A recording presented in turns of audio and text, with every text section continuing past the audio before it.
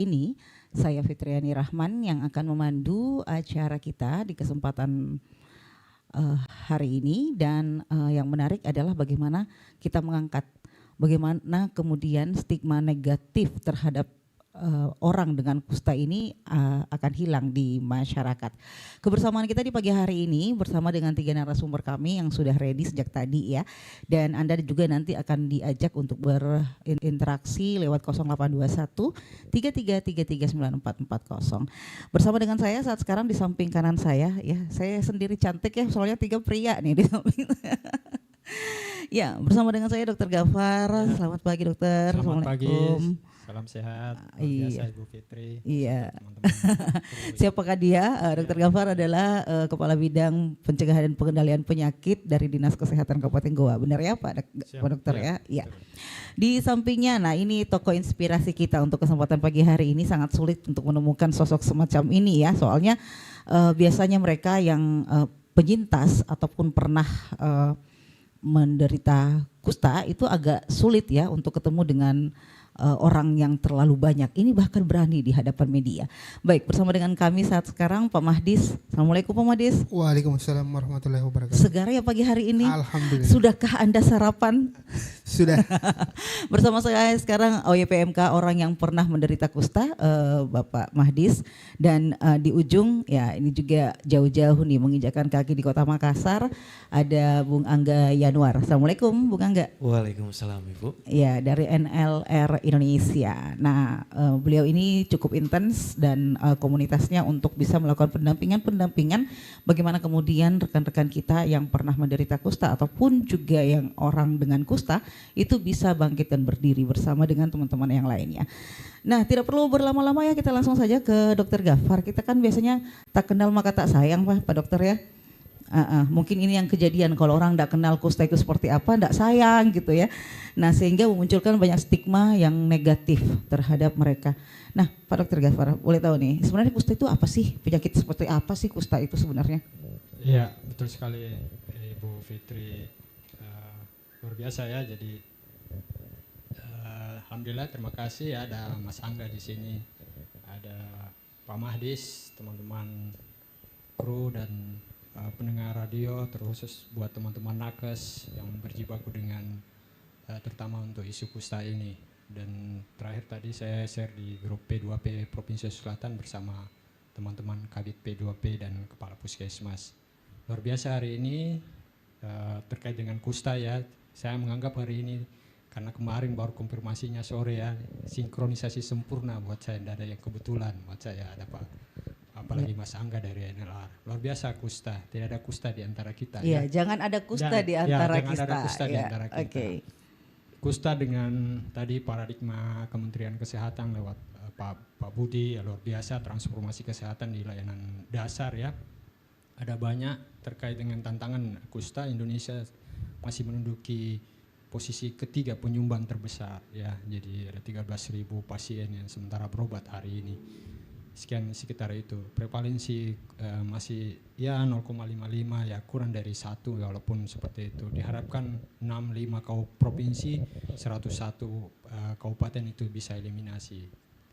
Terkait dengan Goa, Sulawesi Selatan masih jadi tantangan. Setiap hari setiap saat masih ada kasus dan kasus itu bervariasi, ada yang PB, MB yang lebih kompleks lagi yang harus intervensinya, dan di dalamnya ada stigma dan seterusnya. Dukungan ini walaupun kalau di kabupaten gua ada dukungan pemerintah daerah lewat kebijakan Pak Bupati, lewat peraturan daerah terkait keberpihakan program. Ya syukur-syukur ada NLR. Jadi ini complicated ya, jadi hal-hal yang terkait dengan belum lagi pergerakan masyarakat komunitas ya, teman-teman yang OYPMK, beberapa komunitas yang mau ikut terlibat di sini terkait dengan isu stigma. Banyak diskriminasi dan terkait dengan implikasi itu banyak hal yang harus pemerintah harus hadir, masyarakat terlibat. Sekarang dengan paradigma layanan dengan integrasi ya berharap banyak untuk bagaimana isu ini, pergerakan penguatan ini bisa bahu-membahu untuk terkait tidak ada lagi kusta di antara kita, seperti itu. Seperti itu Mbak Fitri. Iya, jadi memang perlu banyak pemahaman sebenarnya dari masyarakat kita bahwa kusta itu bukan seperti yang selalu didengung-dengungkan orang ya, atau orang-orang tempo dulu itu jadi kayak warisan gitu isunya ya, bahwa kusta itu penyakit turunan, kusta itu adalah kutukan. Sebenarnya bukan seperti itu, dia sama saja dengan penyakit lainnya ya. Bahkan katanya nih dokter, meskipun penyakit ini menular tapi tidak cukup cepat penularannya, lebih cepat TBC ya, seperti itu ya Pak Dokter. Gimana nih? Untuk perjalanan epidemiologi dari kusta itu sendiri memang masa inkubasinya relatif lama ya, dari kontak erat dengan pasien-pasien, apalagi tidak berobat. Itu pasti akan ada kontak tracking atau kontak erat yang bisa kita lakukan. Saat ini teman-teman di program sudah mengakselerasi lewat kebijakan pemerintah pusat lewat kemofilaksis. Semua orang yang kontak bisa di kemofilaksis dan pemberian ini, dan kualitas vaksin BCG itu bisa menentukan derajat keparahan dari teman-teman kita orang yang menderita ataupun ini. Dan selain itu tadi stigma yang terkait dengan materi konten hari ini, yaitu stigma walaupun sudah diobati di ini, tapi stigma internal kolektif komunitas itu masih ada, apalagi sama petugas, sama semua unsur yang terlibat, baik itu dari kehidupan sosial, ekonomi, sosial, budaya yang ada di masyarakat. Ini yang bisa membuat reaksi ya, yang secara ini yang harus terkadang bisa jadi kustanya sudah selesai paket pengobatan, tapi ada lagi di reaksi. Mungkin ada reaksi yang secara psikis mereka berdampak ke aspek kesehatan. Jadi kusta ini tidak berdiri sendiri, selain masalah kesehatan juga ada aspek psikis yang harus kita intervensi secara terintegrasi di masyarakat. Iya, mungkin diskriminasi sosial ini ya, yang kemudian juga sebenarnya lebih menyakitkan sepertinya ya dibanding penyakit kusta itu sendiri. Nah, berarti ketika dia adalah penyakit menular dan tidak cukup cepat penularannya, namanya penyakit pasti ada obatnya begitu ya. Tadi BCG sudah disampaikan ada berarti sebenarnya kalau terjadi pengobatan lebih cepat tidak seperti yang terlihat. Biasanya kan yang tidak bisa kita pungkiri ya, untuk bisa kenapa munculnya stigma negatif di sosial kemasyarakatan kita juga tidak terlepas dari karena terlihat dengan mata teman-teman kita yang pernah menderita ataupun masih dalam posisi pasien itu berada di jalan begitu ya, dan mereka menjadi disabel gitu ya. Jadi sebenarnya bisa saja tidak sampai disabilitas ya. Kalau cepat ditangani begitu Pak Dokter. Ya. Dari kategori kusta itu sendiri ada PBMB dengan 5 bercak lebih dan gangguan saraf dan seterusnya. Itu bisa punya implikasi ke jaringan saraf dan seterusnya. Ya bisa motorik dan neurotik secara ekstremitas itu bisa terganggu. Malah bisa ada gangguan panca indera dan seterusnya, gangguan visual dan seterusnya. Bisa berdampak ke situ. Yang sekarang yang ditayangkan oleh Kementerian Kesehatan lewat screening lebih banyak sebanyak mungkin. Screening di hari ulang tahun depan akan dilakukan seperti setiap ulang tahun kita harus wajib screening semua paket yang di usia produktif di kelompok klaster 4 klaster sesuai dengan perjalanan usia itu wajib untuk dilakukan, termasuk periksa bercak. Jadi sedini mungkin, apalagi kita menganggap diri kita ada kontak, ada di lingkungan, ada interaksi gitu ya? Bukan berarti kita menghindari. Ya ini yang harus diselesaikan. Terus lagi tadi stigma yang terkait dengan pelayan masyarakat dan seterusnya ada di lingkungan sosial juga seperti itu. Ada banyak mekanisme untuk merilis itu, karena sekali kita menyebut kusta bagasi emosinya terlalu berat. Ya ini harus dilepas. Agak berat ya, bener ya. Betul, tidak cukup dengan dokter, tidak cukup dengan paradigma positif atau berpikir positif atau mindset yang ini harus dirilis bagasi emosinya supaya mereka bisa simplicity untuk bisa mengakselerasi kehidupan. Ya, image kita kusta terlalu berat, apalagi di budaya Bugis Makassar terlalu berat. Cerita-cerita kecil di masyarakat terkait dengan pengucilan anak raja dan seterusnya, bagaimana kerajaan Goa di zamannya sebelum kusta itu ditemukan di 18 sekian, Mycobacterium leprae itu sudah ada di Kabupaten Goa. Anak raja Goa salah satu dari cerita yang masih beredar di masyarakat, dibuang ke Toraja dan seterusnya, nanti dijilatin sama Tedombong sampai Tedombong tidak bisa ini cerita yang ada di masyarakat sehingga stigma itu belum lagi intervensi ya? Sebelumnya di perkampungan dibikin klaster itu ada lokalisasi ya. Semakin berat lah ini kusta sampai saat ini. Belum lagi segmen sosial yang ada di saudara-saudara kita itu rata-rata mereka yang yang kita lihat di masyarakat, di tempat parkir dan seterusnya. Padahal ini bisa memperkuat. Ini harus dirilis Bapak Ibu sekalian, harus kita intervensi, harus teman-teman semua yang berkepentingan berkolaborasi. Seperti itu. Baik, menarik ini. Kita tahan dulu Pak Dokter ini. Kalau diulik terus nih Pak Dokter, kita makin jelas nih bahwa ternyata kusta itu seperti apa. Tadi juga ada yang menarik bahwa ini kan berawal dari adanya bercak atau bintik ya. Kalau kemarin kita sharing-sharing sama teman-teman ada yang namanya bintik putih. Nah, ini juga memang harus ada pemeriksaan dini atau deteksi dini oleh masyarakat kita. Jangan sampai dikira cuma kurap, dikira cuma panu gitu ya, bintik biasa. Ini juga harusnya tetap diidentifikasi. Nah, kita ke Pak Mahdis ini. Saya sudah bilang ini adalah tokoh inspirasi kita untuk kesempatan pagi hari ini. Sangat sulit biasanya kita menemukan seorang penyintas yang mau bertemu dengan kamera seperti saat ini dan juga berada dengan teman-teman media. Nah, Pak Mahdis, ini sebagai orang yang pernah menderita kusta, pastinya kan ada masa-masa yang membuat kita kaget dan shock ya. Kok tiba-tiba saya terkena penyakit ini begitu. Itu bagaimana masa waktu itu? Bisa kita, enggak apa-apa ya kita review masa lalu nih Pak Mahdis ya. Ini memberi inspirasi dan tentunya berharap orang-orang yang lain ini bisa melihat secara positif apa yang terjadi pada Pak Mahdis. Gimana Pak Mahdis waktu itu? Assalamualaikum warahmatullahi wabarakatuh. Waalaikumsalam. Mungkin saya flashback di 2010 waktu dinyatakan bahwa saya adalah menderita penyakit kusta. Waktu itu ke puskesmas sebenarnya 3 kali. Percobaan pertama tidak sampai masuk, kedua juga tidak, ketiga kalinya baru ada keberanian untuk diperiksa. Jadi saya masuk ambil obat ditemani oleh orang tua almarhum. Waktu itu saya tidak diberitahu bahwa saya adalah terkena penyakit kusta sampai 9 bulan. Baru saya sendiri yang cari tahu kok saya minum obat 9 bulan, lama sekali alerginya ini. Oh, disampaikan oleh pihak rumah sakit puskesmas kalau alergi gitu. Alergi. Jadi bertanya-tanya dalam hati kok alergi 9 bulan. Jadi obat itu saya MDT waktu itu saya buka balik, ternyata tulisannya di belakang itu adalah for leprosy. Langsung shock waktu itu. Ternyata saya adalah orang yang mengalami kusta, penyakit yang sangat ditakuti oleh masyarakat. Waktu itu pertama kali Pak Mahdis sampai bahwa apakah memang sudah lama tuh bintik putihnya atau baru ketahuan waktu itu gitu? Sebenarnya saya raba sih ada waktu pertama datang di puskesmas itu.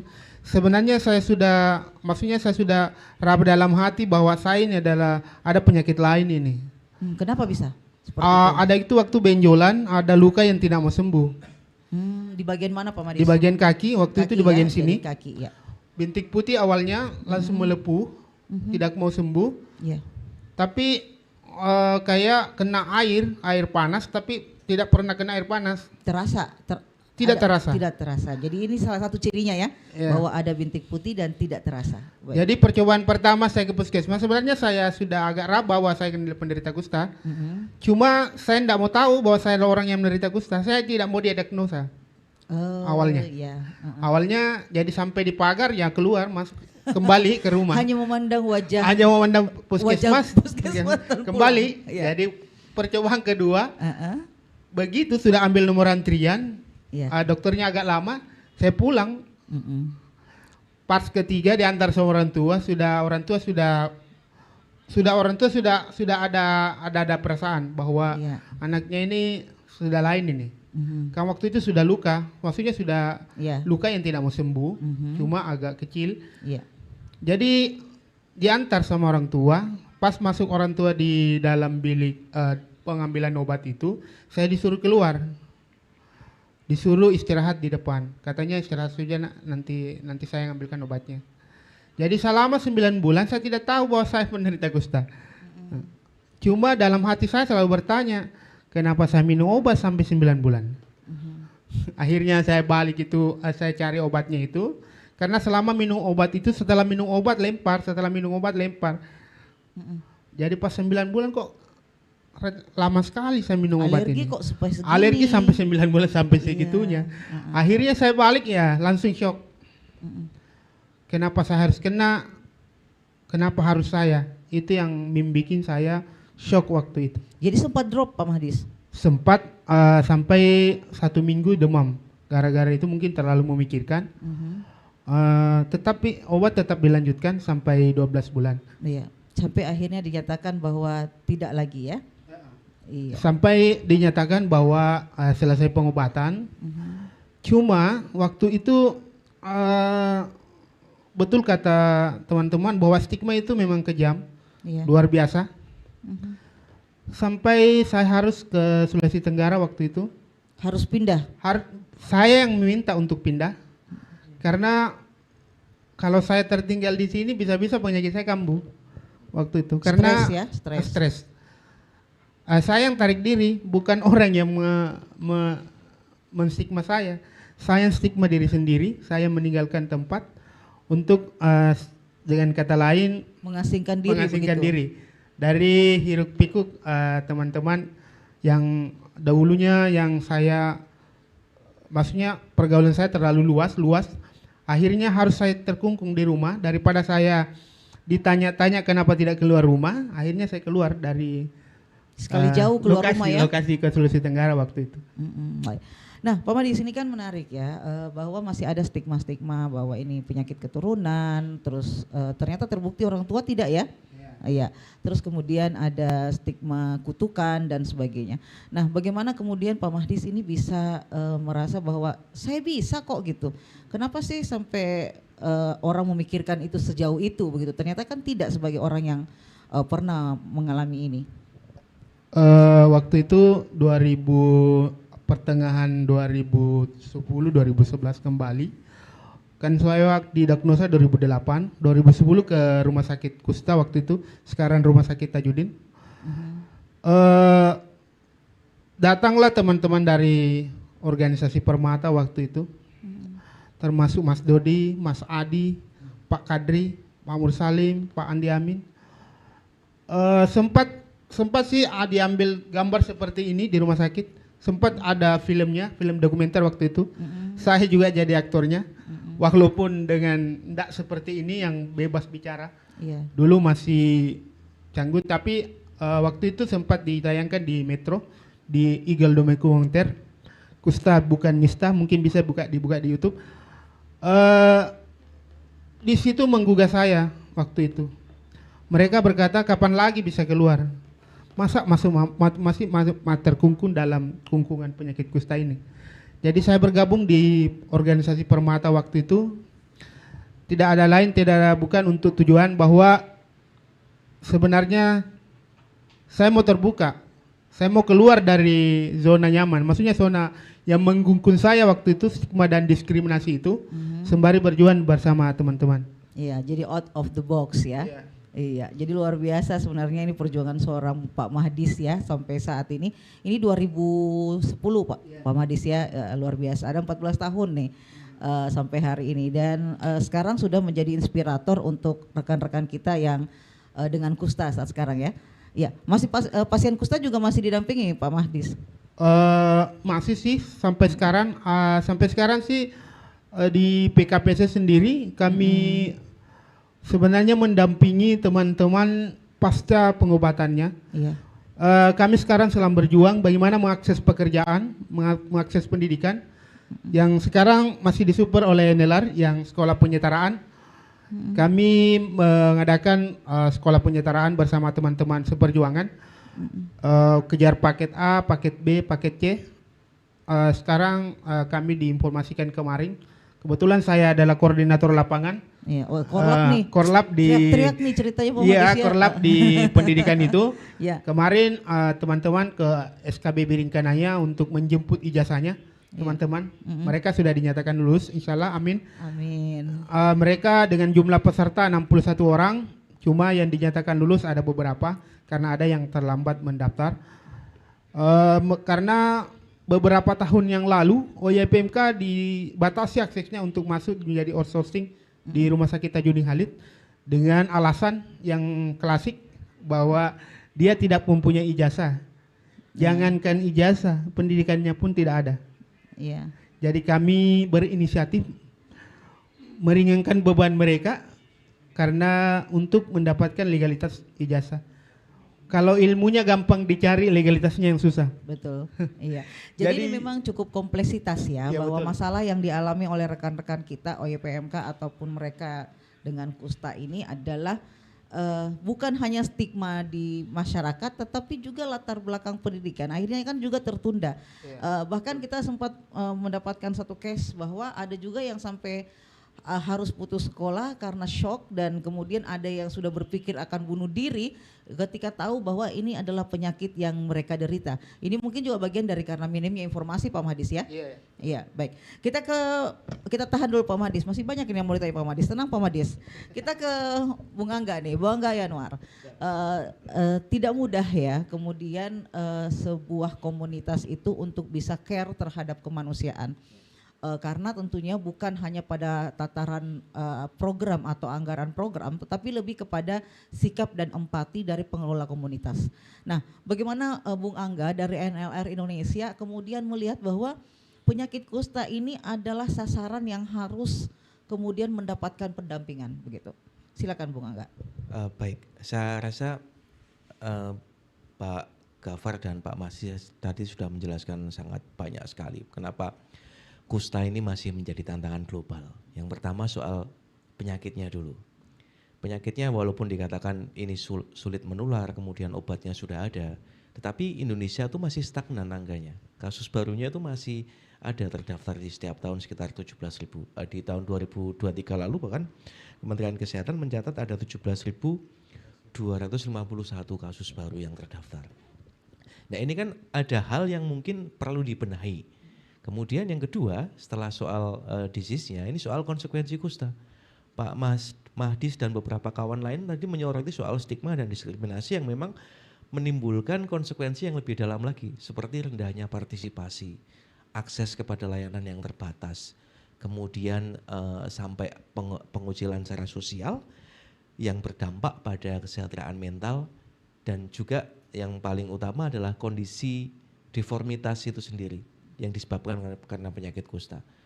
Nah berangkat dari tantangan-tantangan tersebut, NLR Indonesia yang dulu kami masih menjadi organisasi internasional, tapi di tahun 2018 kita menjadi organisasi lokal supaya lebih fleksibel lagi, supaya tercatat dalam hukum Indonesia bahwa kita juga akan melakukan beberapa kegiatan di wilayah Indonesia.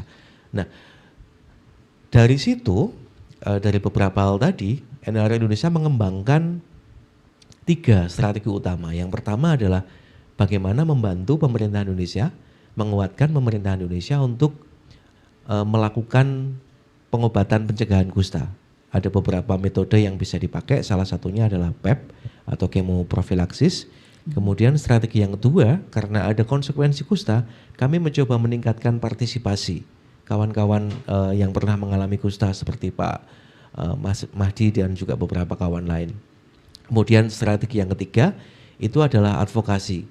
Advokasi ini untuk mengakselerasi, untuk meyakinkan semua pihak, tidak hanya pemerintah, tapi karena kusta ini sangat kompleks tadi disampaikan, ada sektor swasta, ada perbankan, ada institusi pendidikan dan lain sebagainya untuk mengembangkan rencana aksi atau peta jalan bagaimana bersama-sama mengurangi eliminasi kusta di Indonesia.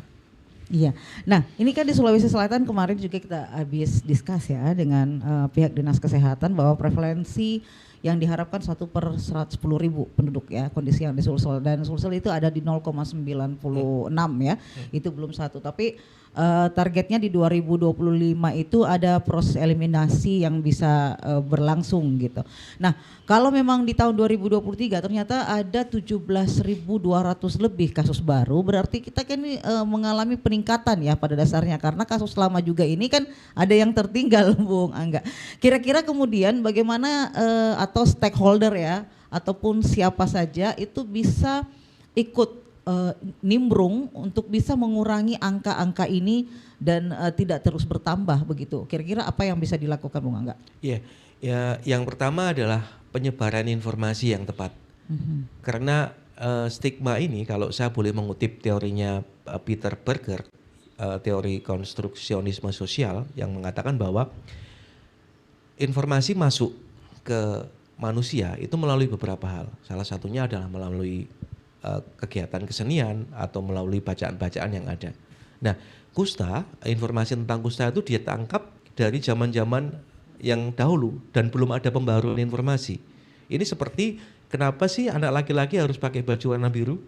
Kenapa anak perempuan warna pink misalnya? Nah, pemahaman itu dipahami secara kolektif kemudian menjadi kebenaran.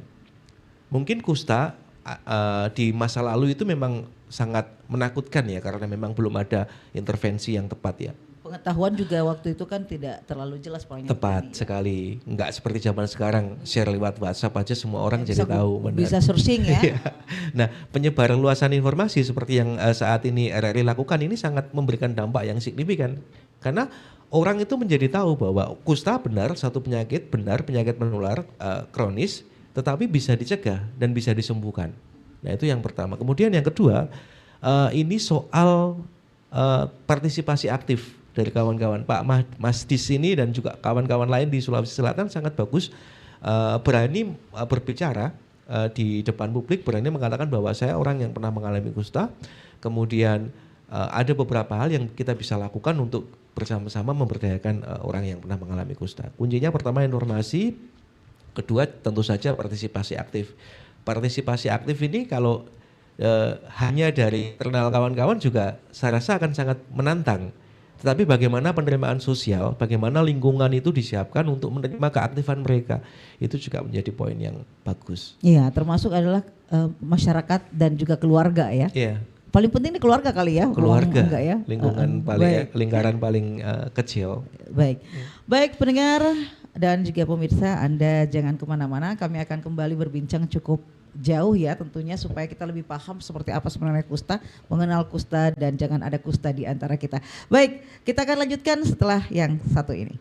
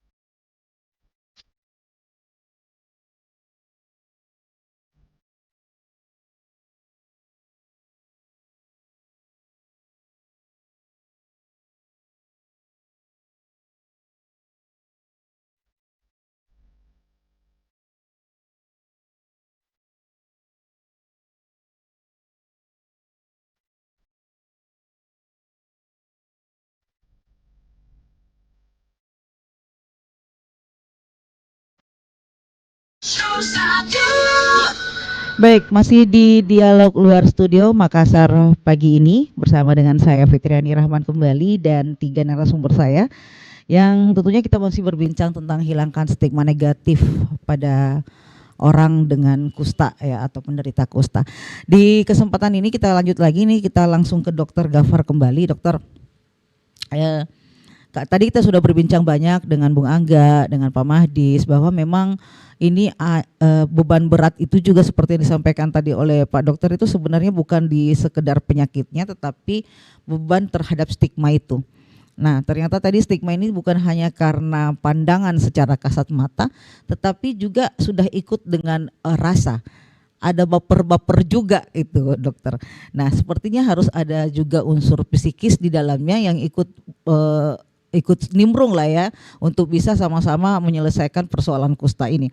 Nah, dokter, itu kan tadi juga saya lebih ke medis, karena dokter kayaknya lebih cocok ke medis ya. Dan termasuk ini juga pemahaman nakes kita terhadap penyakit kusta. Disadari atau tidak, saya yakin juga tidak semua nakes paham ya tentang penyakit ini, dokter. Gimana, dokter? Betul sekali ya, jadi terkait dengan tantangan ya, kalau saya anggap seperti itu ya. Jadi menantang memang terkait dengan itu. Saya di awal sampaikan bahwa kusta dengan bagasi emosi. Bagasi emosi berarti ada aspek psikis yang di situ, di samping ada aspek teknis. Ya, saya yakin SOP dan seterusnya standarisasi nakes harus tahu itu kusta seperti apa. Teman sejawat, dokter dan seterusnya tadi disebutkan tadi Pak Mahdi bahwa ada teman sejawat yang justru diskriminatif dalam tanda kutip ya. Artinya mereka tidak komprehensif memahami kusta ini. Ya, tapi terkait dengan strategi untuk bagaimana untuk bagasi emosi ini bisa dirilis dan seterusnya, ada banyak metode ya sebenarnya. Ada banyak technical tools untuk bisa merilis secara ini sebagai nakes pun. Karena kalau tidak diduduk dengan benar emosi ini dan tidak mau dan tidak bisa menerima emosi itu, pasti emosi itu terus seperti mau lari tapi sambil injak rem. Ya, setengah-setengah gitu ya, bagaimana? Tahu dia tantangan program harus ada capaian dan seterusnya, tapi baru ketemu dengan pasien apalagi dengan kecacatan sudah ada ini dan seterusnya, pasti mereka akan menghindar dan seterusnya. Kalau tidak tahu persis seperti ya, kita terima telepon dulu, dokter. Halo, assalamualaikum, selamat pagi. Halo. Halo. Halo. Ya. Assalamualaikum, selamat pagi. Selamat pagi, waalaikumsalam. Iya, dengan siapa, Bapak? Pak Iwan di Maros. Di Maros. Pak Iwan di Maros. Oh ya, baik. Silakan Pak Iwan. Ada yang ingin ditanyakan? Ini memang agak berat ini kalau soal stigma, apalagi kan kalau bicara tentang mohon maaf, ya penyakit kusta sudah mendarah daging ini di wilayah kita di Sulawesi Selatan, disebut sebagai penyakit kutukan. Susah sekali dihilangkan, bahkan sudah jadi budaya. Bahkan terkadang ini jadikan candaan. Asal dibilang kandala kiham, mohon maaf, ya. Ini kan istilah kandala ini, maaf, ya, kandala ini susah sekali dihilangkan. Jadi ini memang menjadi tugas berat kita bersama supaya istilah kandala ini yang sering dijadikan sebagai bahan pameo, candaan dan sebagainya supaya dihilangkan. Nah, kemudian juga saya sering juga bicara ya, mendengar dari dulu seperti Kadri, kemudian Pak Dodi Tumandok pernah bicara di RRI bagaimana perjuangan mereka supaya teman-teman penyakit ex-kusta ini bisa mendapatkan tempat di masyarakat. Karena masyarakat kita sekarang ini masih menganggap mereka bahwa orang yang istilahnya terisolir begitu. Tempatnya pun berada di jalan dangkot terisolir. Banyak masyarakat yang enggan untuk berdekatan meskipun mereka sebenarnya ex-kusta begitu. Mereka sudah mulai atau tidak ingin dekat terlalu dengan orang-orang ex-kusta ini. Bahkan banyak juga di antara ex-kusta ini kan lebih memilih begitu. yang hidup di jalan, ya, meminta-minta, karena mungkin mereka sudah punya keterbatasan atau sebagai penyandang disabilitas.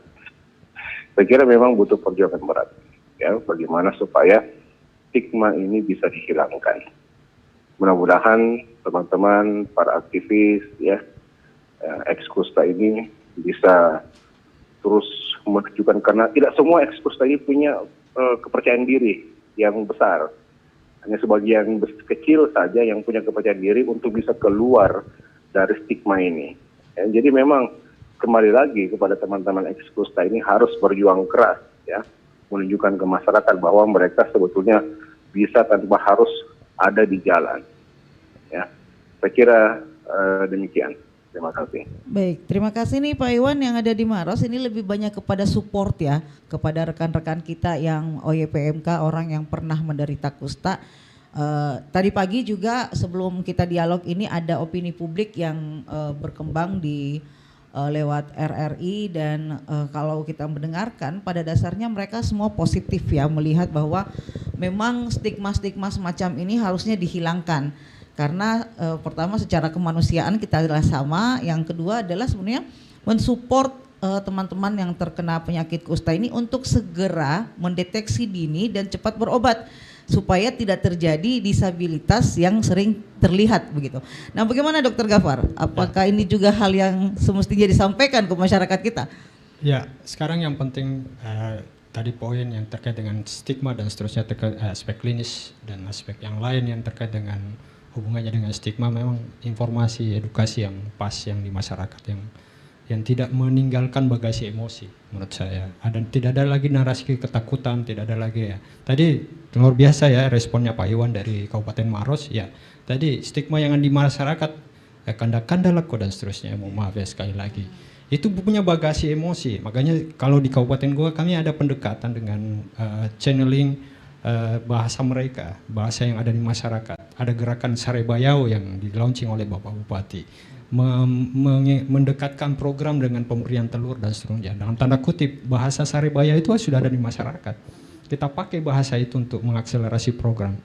Dengan begitu mereka tidak ke puskesmas, bukan narasi kusta lagi, tapi dia akan diberikan telur dan seterusnya, walaupun nutrisi jadinya ya, pemberian nutrisi dan seterusnya. Belum lagi aspek lain yang melibatkan mereka sendiri, harus merilis semua yang terkait dengan internalisasi, karena mereka yang menstigmakan dirinya sendiri. Aspek kolektif di masyarakat, bagaimana dukungan masyarakat setempat dan seterusnya, apalagi kelompok komunitas seperti itu. Kami di pemerintah akan siap mengakselerasi, ada regulasi misalnya di Kabupaten Goa ada perda yang mengatur sedemikian, dukungan apa dan siapa yang harus terlibat di situ. Lagi-lagi ya stigma itu melekat lagi, karena bahasa itu peristiwa itu sudah ada di masyarakat seperti itu. Iya. Ya. Jadi butuh intervensi pemerintah juga sangat penting sekali, Dokter. Betul sekali Mbak Fitri. Iya. Jadi memang kalau di Sulawesi Selatan difabel karena kusta itu cenderung memang bentuknya seperti yang dibahasakan tadi, kandala gitu ya. Sampai ya seperti bahasanya Bung Iwan tadi, kadang dijadikan jokes, awas kok kalau kok macam-macam, kandala kok misalnya atau apa. Nah, ini juga yang harus diluruskan bahwa mereka yang difabel dan kemudian mungkin dikenal dengan istilah kandala itu bukan hal yang mereka inginkan tentunya ya, karena memang ini yang harus diluruskan bahwa ketika Anda tidak mau seperti itu, sebaiknya berobat duluan gitu kan. Sebenarnya kan nyata kusta itu tidak mesti harus berakhir dengan kandala tadi. Betul ya sekali, ya. Kan seperti itu. Bagaimana Pak Mahdis, benar nggak? Iya, lanjut dengan mungkin dari Pak Iwan itu tadi yang mengatakan bahwa itulah perjuangan kami. Sebenarnya kami mau meminimalisir teman-teman yang ada di jalan, makanya jangan ke jalan deh gitu ya. Maksudnya itulah yang kami programkan sekarang, supaya teman-teman memperoleh ijazah legalitas, supaya mereka bekerja di luar itu, di luar di jalan, tidak keluar lagi di jalan. Maksudnya dipekerjakan walaupun dia cuma cleaning service, setidaknya tidak di jalan lagi. Terutama itu kenali kusta sejak dini, makanya di teman-teman kami selalu menggaungkan bahwa kenali kusta sejak dini sebelum kusta mengenali Anda. Ya, gitu mungkin yang menjadi tagline kami. Kenali kusta sejak dini sebelum kusta mengenali Anda. Iya, kalau kusta menilai Anda waktu udah jadi sasaran tuh ya. Jadi memang masyarakat ini, jadi kita akhirnya paham lebih jauh bahwa kusta ini bisa terkena kepada siapa saja. Bukan karena ada orang tua atau ada turunan yang terkena kusta. Ya kan? Jadi bisa siapa saja. Nah, kalau deteksi dini tadi seperti diantaranya bagaimana Dokter Gafar untuk deteksi dini? Kita lihat apanya dulu nih? Masih bercak ya. Yang paling jelas di kusta itu deteksi di bercak ya. Jadi makanya kita menyambut ya Pak Menteri Kesehatan tahun depan setiap ulang tahun setiap warga Indonesia harus melakukan screening, termasuk periksa bercak. Jadi bercaknya sederhana, susah untuk dibedakan dengan panu dan seterusnya. Perlu ada tes sensitivitas kulit. 1 sampai 5 bercaknya dia akan dikategorikan PB dan obatnya tersedia. Sekarang psikisnya ketika mereka harus menerima cara mengkomunikasikan ke petugas, ke pasien itu seperti apa mereka menerima seperti itu. Karena kalau tidak pas untuk dukungan minum obatnya dan seterusnya aspek psikis, karena setelah minum obat tidak berhenti di situ, ada reaksi yang menghadang mereka. Ketika mereka terganggu psikis pasti ada reaksi imun yang berlebih sehingga nampak secara bahkan semakin memperparah sebenarnya nampak ya. Secara fisik itu bisa yang bisa jadi pemicunya cuma sakit gigi dan seterusnya, reaksinya muncul. Begitu. Seperti itu. Apalagi misalnya kelompok tertentu misalnya ibu hamil dan seterusnya, anak dan seterusnya itu sangat rentan sekali dengan reaksi. Makanya segera untuk periksa dini seperti tadi Pak Mahdi bilang, segera untuk sedini mungkin periksa bercaknya ya. Screening sebanyak mungkin dengan layanan integrasi yang ada di layanan primer saat ini. Baik. Kembali kami menantikan Anda di 082133339440. Bung Angga. Ini tadi ya, menarik ya Bung Iwan tadi sudah menyampaikan. Sebenarnya Bung Iwan juga ini cukup empati ya terhadap rekan-rekan kita yang dengan kusta ataupun yang telah selesai menderita kusta begitu. Ini kan PR besar rupanya memang adalah orang yang menderita mantan ya seperti Pak Mahdi ini juga care bahwa saya juga enggak mungkin membiarkan teman-teman saya ada selalu di jalan, karena itu juga semakin melengkapi stigma negatif sebenarnya masyarakat terhadap mereka gitu ya. Bagaimana Bung Angga sebagai pendamping lah ya, kedepannya kita ngapain sih supaya semua ini bisa merasa peduli terhadap keberadaan mereka begitu? Baik, ada 3 hal setidaknya. Yang pertama, ini kembali soal menciptakan lingkungan yang mendukung ya. OYPMK atau orang yang pernah mengalami kusta itu sebenarnya opsinya nggak banyak. Opsi mereka itu nggak banyak. Yang membuat banyak adalah bagaimana lingkungan menerima mereka. Kemudian kalau dilihat kembali kenapa mereka sampai ke jalan kemudian ke perempatan, itu pasti ada beberapa kausa yang memang sebenarnya kita bisa minimalisir. Kebutuhan ekonomi kali ya diantaranya ya. Mereka merasa bahwa bekerja di perusahaan sulit sekali diterima, kemudian bekerja di sektor industri mungkin perdagangan juga sulit sekali diterima. Yang mudah adalah itu. Nah itu menjadi opsi mereka. Nah lingkungan yang tidak mendukung itu karena kembali lagi ini soal informasi yang tidak bisa diterima dengan baik tadi. Nah kalau ada informasi-informasi yang terus digencarkan secara masif bahwa kusta adalah penyakit yang biasa saja begitu, kalau diobati dengan tepat itu pasti akan paradigma masyarakat akan berubah. Kita ingat kembali soal COVID yang 4 tahun ya 4 tahun lalu lah. Siapa sih yang nggak takut COVID? Pokoknya COVID mati, COVID mati gitu COVID ya. Mati. Oh kamu COVID jauh-jauh COVID sana. Mati nggak nanya keluarga, kubur. Benar. Nah sekarang kalau kita ditanya COVID, oh COVID, ya udahlah kamu isolasi mandiri. Udah sahabat ya.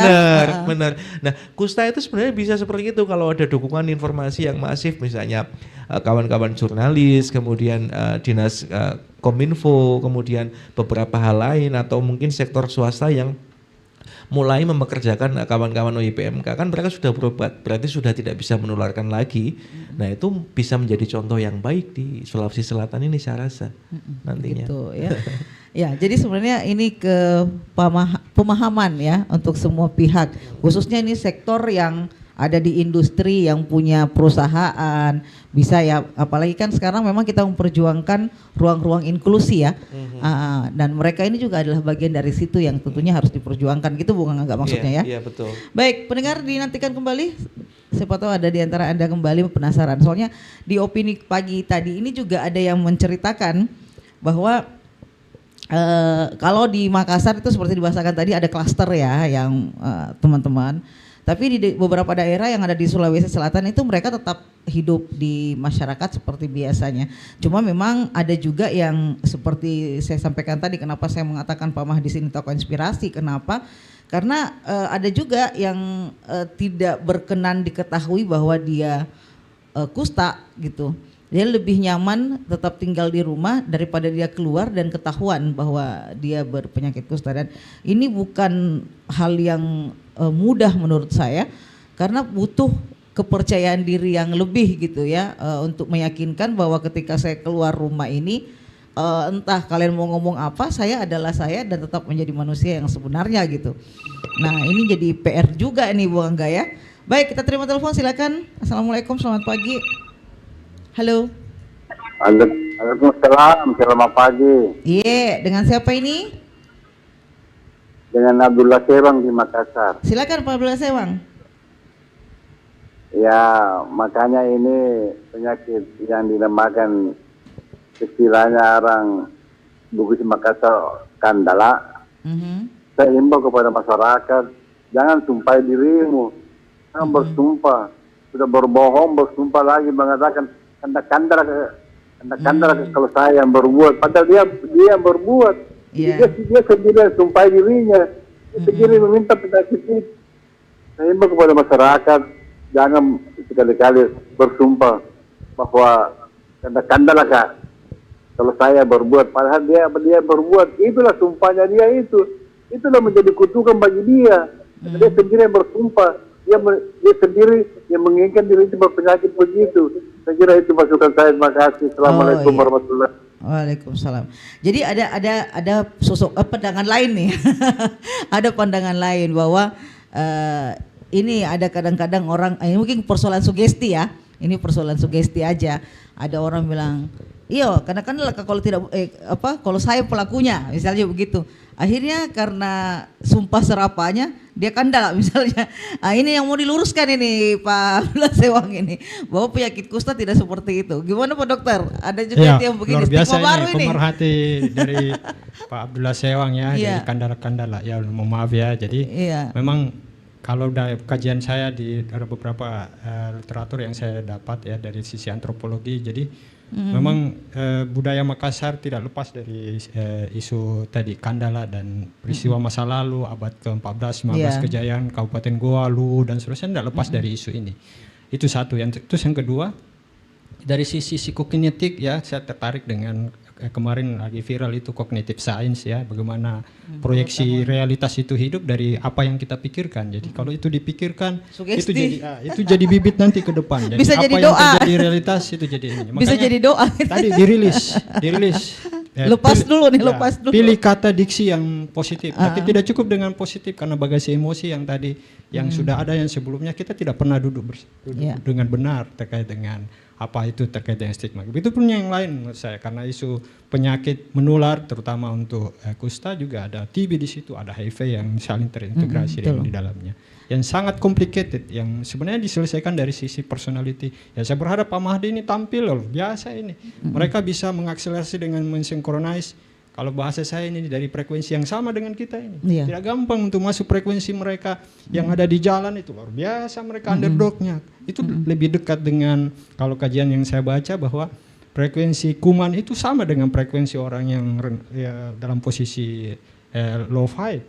Tapi ini kan bisa menjadi bukti nih Pak Dokter, betul. Bahwa kita berempat ini duduk bersama. Oh, enggak gampang. Duduk bersama dan kita juga tidak mengalami ketakutan dengan Pak Mahdi. Betul sekali. Malah Pak Mahdi ini kita kayaknya pengen minta diajak traktir nih Pak Mahdi. Tertarik tadi isu COVID yang digelantungkan itu rasa takut. Takutlah kita semua, dibikin panik lah kita ya. Sama lah frekuensi kita dengan COVID seperti itu. Jadi harus endemi ya, jangan jadikan itu kusta pandemi ya. Betul sekali. Jadi kita harus endemi, kita harus bersahabat dengan ini. Keluar dari paradigma. Nah, padahal kusta itu kan menular memang ya. Tapi kan penularannya itu inkubasinya tadi lama ya, Bapak ya. 1 sampai 20 tahun bisa. Iya, itu sangat lama. Terus kemudian tidak seperti TBC.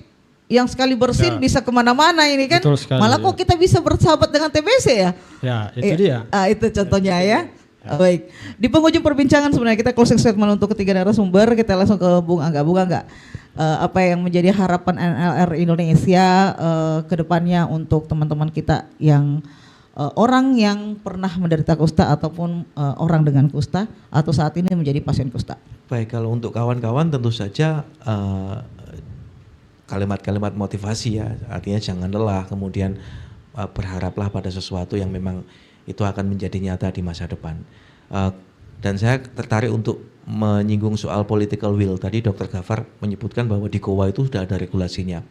Tapi di Sulawesi Selatan itu kan masih banyak kabupaten kota yang memang perlu regulasi itu, perlu regulasi dan perlu diintervensi dengan regulasi itu ya. Kebijakan regulasi dan kebijakan anggaran ya, yang tentunya untuk bagaimana mengeliminir kusta di Sulawesi Selatan ini. Saya rasa political will sama-sama kita wujudkan, sama-sama kita dorong sehingga para teman-teman di pemangku kepentingan kebijakan itu juga bisa aware, memang masih banyak tantangan kusta di wilayah-wilayah kami begitu. Baik, Bu Mahdis, nih Pak Mahdis gimana? Apa harapan tak ini Pak Mahdis sebagai OYPMK? Harapan saya kepada teman-teman, terutama orang yang masih sedang melakukan pengobatan sekarang ini, tetap berjuang, tetap survive. Mudah-mudahan tidak timbul difabel kemudian. Tapi teman-teman yang sekarang yang orang yang pernah mengalami kusta, mari kita bersama-sama berjuang melawan stigma ini sembari memperlihatkan prestasi. Karena kalau kita tampakkan prestasi yang di masyarakat, orang akan tidak melihat kita kustanya, tapi prestasi yang kita akan dilihatnya. Insyaallah. Sekian dan terima kasih. Luar biasa. Terakhir nih Dr. Gafar, silakan. Ya, luar biasa ya. Jadi tidak ada yang kebetulan. Ya, semua dengan sinkronisasi sempurna yang bahasa saya. Ada tiga closing statement saya terkait dengan teman-teman saudara saya yang OYPMK atau lagi menderita. Saya yakin tidak ada yang semua lahir dengan kesempurnaan, dengan keberlimpahan. Tidak ada sesuatu yang membatasi kita, yang ada di pikiran, yang bagasi emosi yang saya sebutkan tadi. Tetap keluar dari itu out the box, bahasa tadi Bu Fitri. Jadi keluar, lepas, dan kita hidup dengan keberlimpahan yang ada, jangan batasi dengan stigma yang ada. Terus yang kedua dengan petugas, dengan sistem yang ada, politik kita beruntung, Kabupaten Goa ada komitmen Pak Bupati, pemerintah daerah untuk ini. Sisa kita pertajam di ini dan seterusnya. Begitupun kabupaten kota yang ada di Sulawesi Selatan. Tantangan kita masih besar terkait stigma, banyak isu di situ, dan walaupun ini neklitik di situ, harapannya 2024 kita sudah eliminasi, ya tetap diperpanjang karena masih ada itu kasus. Dan dimanapun kasus itu akan terkoneksi satu sama lain, yang dibutuhkan adalah kepedulian, energi, dan apa yang kita bisa upayakan. Energi itu gratis, kita download sama-sama untuk bisa mendekatkan layanan itu ke masyarakat, beri layanan yang terbaik buat masyarakat. Seperti itu Mbak Piti. Terima kasih banyak untuk tiga narasumber yang luar biasa di kesempatan pagi hari ini, dan tentunya sangat menginspirasi, membuka ruang berpikir kita menjadi lebih jauh, menghilangkan stigma-stigma negatif bagi mereka yang menderita kusta ataupun yang pernah mengalami kusta, dan terimalah kehadiran mereka menjadi bagian dalam kehidupan keseharian kita. Saya Fitriani Rahman, pamit dari ruang dengar Anda. Wassalamualaikum warahmatullahi wabarakatuh. Kanal informasi dan inspirasi Pro1. Demikian pendengar, sudah kami hadirkan di ruang dengar Anda dialog interaktif luar studio untuk edisi hari ini Jumat 1 November 2020.